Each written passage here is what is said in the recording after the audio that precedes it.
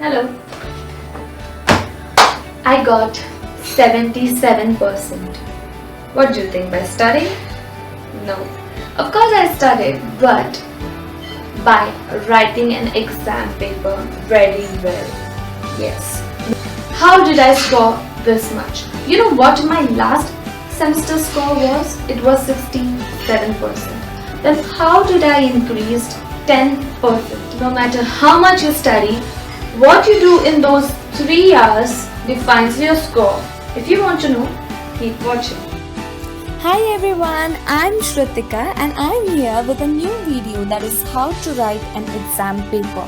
So if you like this video, give it a thumbs up and also subscribe to my channel. So guys, what to do in those 3 hours is very important.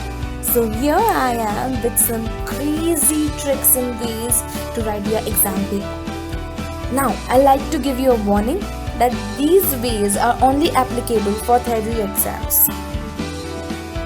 So let's get started. So the very first thing is that you have to increase the size of your handwriting. Now, why this is important? This is important because when the examiners read your paper, it should be clear and loud that you have written something very nice with a good quality, even though it is not. And the bigger handwriting will consume more space. So it is very important to increase the size of your handwriting if it is in a small size, of course. Now the next thing is that you have to leave 2 lines where you leave 1 line every time you write your exam paper. Now why this is important? Because if you have already increased the size of your handwriting, then it's gonna look very crowdy and it will look very bad and dirty. So it is very important to leave an appropriate space so that your paper will look very presentable and good. So here is the formula of more marks. More systematic paper is equal to more marks. And now I'll tell you what our examiners expect. They expect from us to give a good gift wrap to them. Yeah.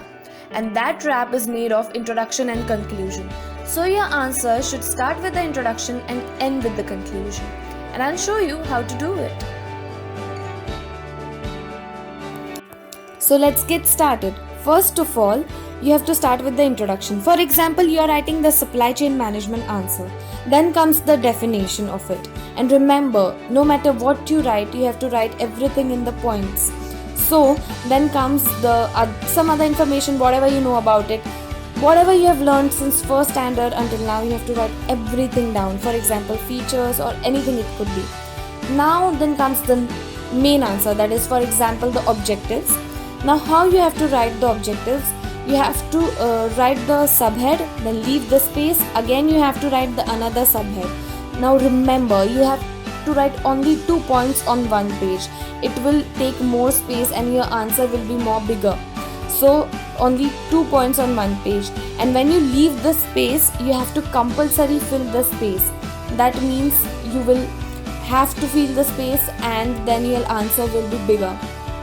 And also it will look very systematic and very nice. Now the very common mistake that people do is they write the numbers before the subheads. That is very wrong.